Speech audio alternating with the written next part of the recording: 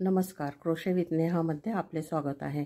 आज आपण tea coaster बनवायला शिकणार आहोत। क्रोशाच्या साहाय्याने आपण हे टी कोस्टर असं बनवणार आहोत। त्यासाठी मी प्रथम 3 कलरची लोकर घेतली आहे, एक हिरवी, पांढरी आणि जांभळी। तुम्ही कोणत्याही कलरची लोकर घेऊ शकता, फक्त या देठासाठी हिरवीच लोकर घेणं गरजेचं आहे। आता हे टी कोस्टर बनवण्यासाठी प्रथम आपल्याला हा गोल बनवून घ्यायचा आहे। हा गोल कसा बनवायचा ते मी आधीच्या एका व्हिडिओमध्ये व्यवस्थित पूर्ण सांगितलेलं आहे। त्या व्हिडिओची लिंक मी डिस्क्रिप्शन बॉक्समध्ये देते, तुम्ही ती तिथे जाऊन बघू शकता। हा जो गोल आहे तो मी हाफ डबल क्रोशेच्या साहाय्याने केलेला आहे। जवळजवळ 4 राऊंड घेऊन हा गोल मी तयार केला आहे। आता आपल्याला हे देठ कसे बनवायचे ते शिकायचं आहे। त्यासाठी मी हिरव्या लोकरचा वापर करणार आहे। सर्वप्रथम इथल्या एका 2 खांबांच्या एका गॅपमध्ये आपल्याला डबल क्रोशेच्या साहाय्यानेच हे देठ बनवायचे आहे। पहिला डबल क्रोशे अर्थात 3 साखळ्यांचा असतो आणि दुसरा डबल क्रोशे अर्धा विणून घ्यायचा आणि नंतर दोन्ही एकत्र विणायचे। त्यानंतर 2 साखळ्या आणि त्याच गॅपमधनं परत 2 डबल क्रोशे एकत्र विणायचे आहेत।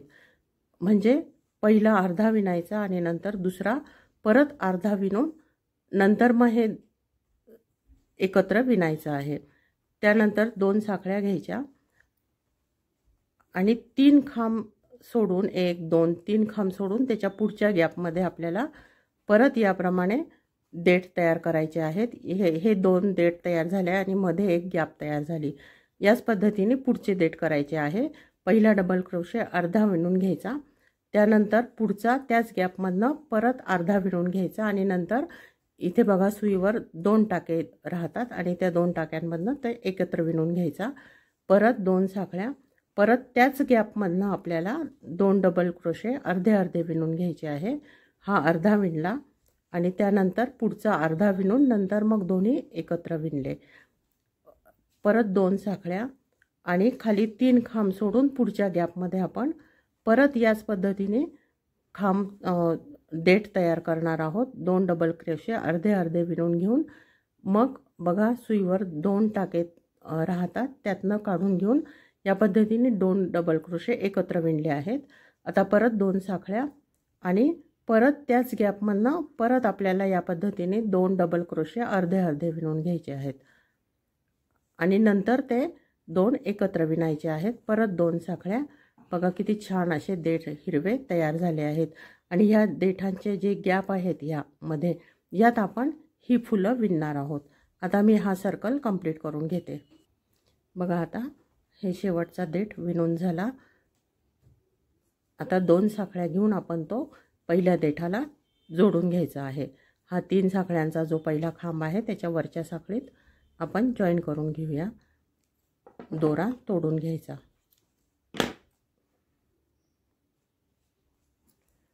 आता आपल्याला ही फुलं तयार करायची आहेत।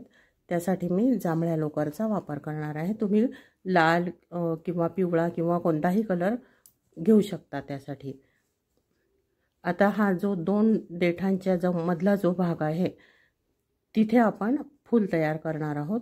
फूल करण्यासाठी आपल्याला 7 खांब डबल क्रोशे घ्यायचे आहेत। पहिला खांब अर्थातच 3 साखळ्यांचा, 1 2 3 4 5 6 7 खांब झाल्यानंतर थोडंसं दोरा ओढून घेऊन हा लूप मोठा करायचा आणि पहिला जो खांब आहे त्याच्या वरच्या साखळीत सुई घालून त्यातून हा लूप आपण काढून घ्यायचा आहे आणि हे 7 खांब एकत्र विणायचे आहेत। बघा या पद्धतीने। बघा अशी कळी सारखा तयार झाला आकार। आता 3 साखळ्या आणि सिंगल क्रोशाच्या साहाय्याने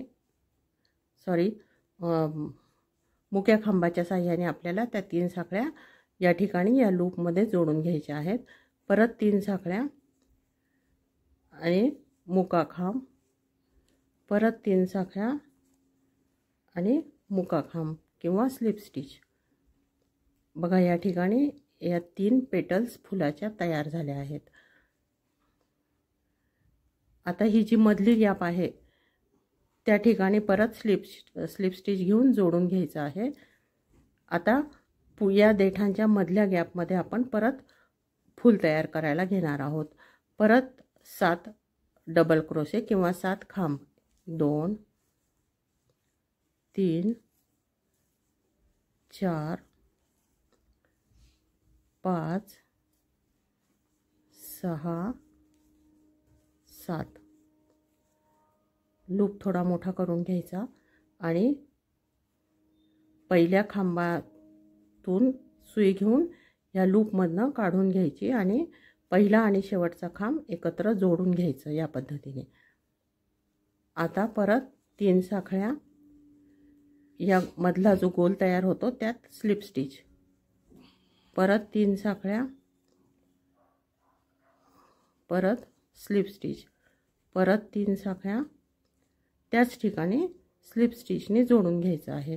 बघा या अशा 3 पेटल्स छोट्या छोट्या तयार होतात। पुढच्या गॅपमध्ये परत स्लिप स्टिच घेऊन जोडायचं आहे आणि या 2 देठांच्या मधल्या गॅपमध्ये आपण परत फूल तयार करायला घेऊ। बघा हे असे 2 फूल तयार झाले किंवा कळ्या म्हणूया तयार झाल्या। आता परत या 2 देठांच्या मधल्या गॅपमध्ये परत 7 खांब, 1 2 3 4 5 6 7। आता परत पहिल्या खांबातून सुई घेऊन शेवटच्या खांबाला जॉईन करायचं आहे। आता परत 3 साखळ्या, स्लिप स्टिच, 3 साखळ्या, स्लिप स्टिच, 3 साखळ्या आणि स्लिप स्टिच। या मधल्या गॅपमध्ये स्लिप स्टिचच्या सहाय्याने जोडून घ्यायचं आहे आणि नंतर ह्या पुढच्या 2 देठांच्या मध्ये परत एक पाकळी किंवा कळी किंवा फूल काय म्हणाल ते, या पद्धतीने आपण बघा हे असे 3 फूल तयार झाले आहेत आणि आपण हे असं आता पूर्ण विणून घेऊया। बघा आता हे पूर्ण विणलेलं आहे। आता हे सगळे फुलं तयार झाले आहेत आणि असं सुंदर टी कोस्टर तयार झालं आहे। बघा हे सुंदर टी कोस्टर तयार झालं आहे। आता हे असे 5-6 टी कोस्टर तुम्ही तयार करू शकता आणि बघा मी आता ह्या वेगळ्या कलरमध्ये पण असे टी कोस्टर बनवले आहेत। बघा किती सुंदर दिसतात, येलो आणि ब्राऊन कलरमध्ये सुंदर दिसतात। आणि आता हे डायनिंग टेबलवर कसे ठेवायचे, तर ही मी लोकरची एक वाटी तयार केली आहे, त्यात हे घडे घालून असे व्यवस्थित ठेवायचे। बघा हे असे यात ठेवले की हा सुंदर असा फ्लॉवर पॉट, बघा हा असा सुंदर फ्लॉवर पॉट दिसतो।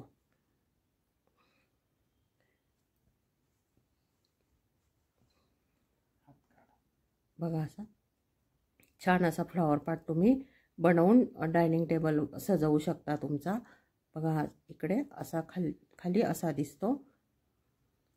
बघा असा छान असा फ्लॉवर पॉट टी कोस्टरच्या साहाय्यानेच बनवून आपण डायनिंग टेबलवर ठेवू शकतो आणि आपला डायनिंग टेबल सजवू शकतो।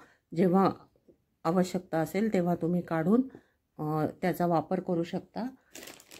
बघा या पद्धतीने आणि काम झाल्यानंतर परत तो फ्लॉवर पॉट सारखा सजवून तुम्ही डायनिंग टेबलवर ठेवू शकता।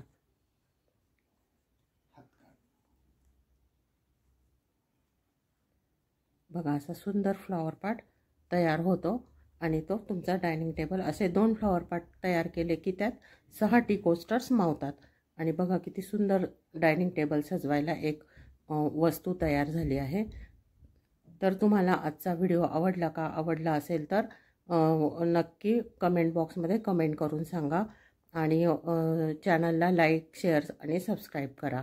धन्यवाद।